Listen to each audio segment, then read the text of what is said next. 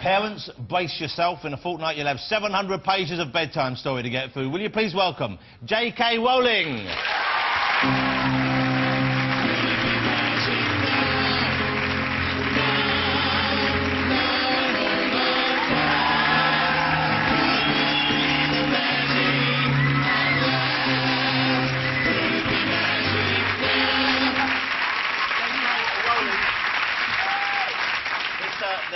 The J stands for Joanne, I believe, but Joe, but everyone calls you Joe. Yeah. And is the K isn't actually your name, is it? No, it's my grandmother's name. They wanted a second initial, so I took Kathleen. And is that my middle name. To make it sound more highbrow? Blokey. Or more blokey? Yeah, they thought it was a book that the first book would appeal to boys. If you had the double initial? Yeah, they thought maybe they'd be turned off by a woman writing. Like there's the author A.S. Byatt. Yes, she's a woman. Yeah, but I thought we didn't know what the name stood for, and we asked our kid, and she said maybe it stands for Animal Sounds. That'd be a great name for someone. Animal Sounds Byatt. How'd you do?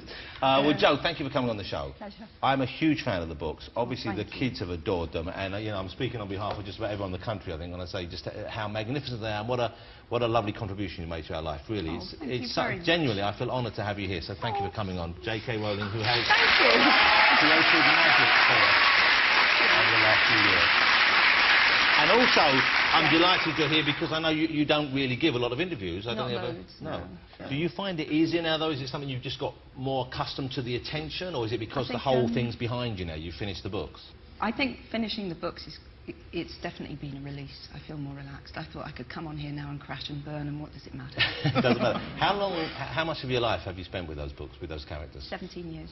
17 years? Yeah, I was 25 when I had the idea. Wow.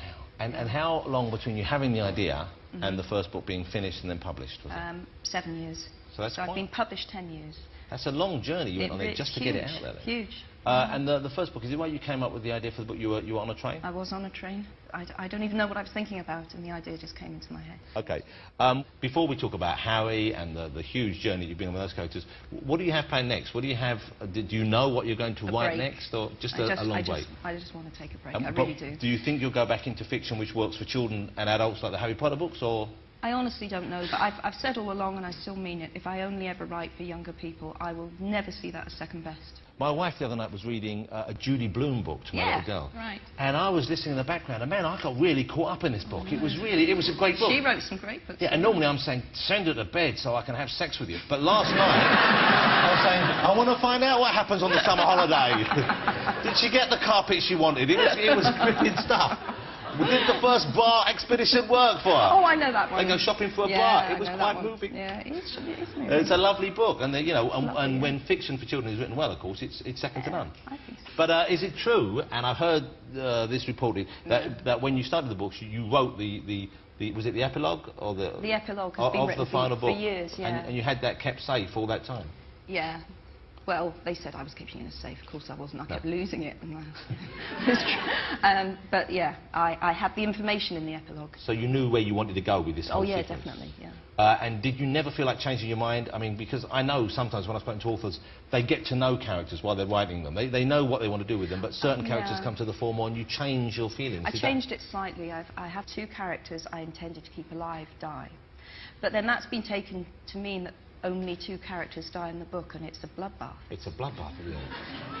Well, no, it's not a bloodbath. But it's more than 2. But you see, but there is a kind of a responsibility that comes with this, of course, because once children in particular, but adults as well, when they got hooked into characters, you don't want to see people dying, even though dramatically it might be more satisfying and it might be more true.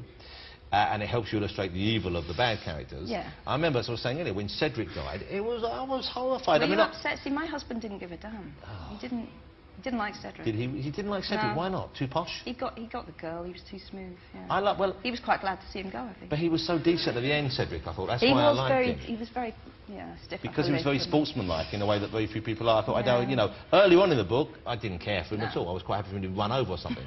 But the end part, I didn't want to see him go. So you cried at Cedric. Did you cry at Dumbledore? Nah, because Dumbledore's an old man. He's had a long life. No, seriously. Look. Goffianus. Is that the way to do it? I don't know. That's beautiful. That's poetry. Is that a problem, though, when you're writing a book with magic at the core? The fact that, in a way, you could do anything and explain it. That's absolutely a central problem from the beginning, was to establish the limits, not what magic could do, but what it couldn't do. So the parameters. So you had to put the walls in place and contain the action. Otherwise, you've got no conflict, and without conflict, you haven't got a story. And you haven't got any real kind of emotion when someone dies, exactly. if you could bring them back. Sure. Obviously, the books are written by you and they're coloured by your view of the world, but is there much of you as a person in the books? Are any of the characters more like you? Are your family in the books? Are the kids people you knew when you grew up? How much is it based on people in and around your life? I think the three main characters maybe are all aspects of me. Hermione is most obviously so, because I was quite swotty, quite bookish, introverted when I was a kid, yeah. I became less so, and she becomes less so. Yeah, well, like people go up, of course, Yeah, but she's a fabulous character. I think so, I love her. And I'm pleased that she's accepted and people like her for being like that, which is perhaps part of the message, I guess, in a subtle way. What about Harry? So what's Harry got that comes from you? Well, he must come from me because he's totally imaginary, although various people have claimed to be the inspiration for Harry. It's absolute bollocks. So how does that happen? Someone says that's based on me. Who they just crop up. It's what, really irritating. People from school and stuff? Yeah. So that's incredible vanity to say it's based on me, even though you've said it isn't based on anyone. Yeah. But do they have a scar on their forehead and some sort of... Doesn't seem to matter. OK. Who of the people you know in your circle of friends or your family, how many people have been allowed to read the new book? One, my husband. And is he a fan of the books? Well, he hadn't read any of them before we met, but he's got to say he is now, hasn't he? Yeah, he can't read that. Yeah, he liked the seventh one. OK, and what about your children? 'Cause I know your oldest daughter is a big fan, isn't she? Yeah, she's nearly 14. Has she read it yet? No, but she's going to get my first copy. Well, now, I think it would take quite a lot of control not to let your eldest child, who knows the book's finished... She didn't want to have it before she finished school, before she finished term, because the pressure was going to be quite immense on her. How difficult is it to keep things like this secure and to keep them quiet? Because, you know, if it was out early, if it snuck out in some way, it would be on the net, wouldn't it? It would, yeah. The last 3 books have been stolen from the printers. Really? So when the manuscript's handed in? Yeah, yeah. And how do they get that back? What happens then? I mean, were they published illegally? They weren't. They managed No, all three of them disappeared at the printing stage. And they were recovered? Yeah. It's all a great story, and I only know half of the details. Was it a house elf? No, it was a bent security guard. Bent security guard. Was Dobby the house elf based on Gary Lineker? I've always wanted to ask you that. No. But the physical resemblance, you can see what I'm saying. No. Yeah, the craven attitude and the big ears. No. Gary Lineker's not craven. Let me take the penalty. Please, Harry, give me a sock and I'll take the penalty for you. How difficult was it for you when you were approached for the film rights, and how much control were you allowed to hold on to? Well, I said no initially, because Warner Brothers weren't the only people who wanted to do it, so I said no to everyone. And then Warner's came back and said, well, they thought it was a money issue, so they said, would you like a little bit more money? And I said no, and my problem was I didn't want to give them control over the rest of the story.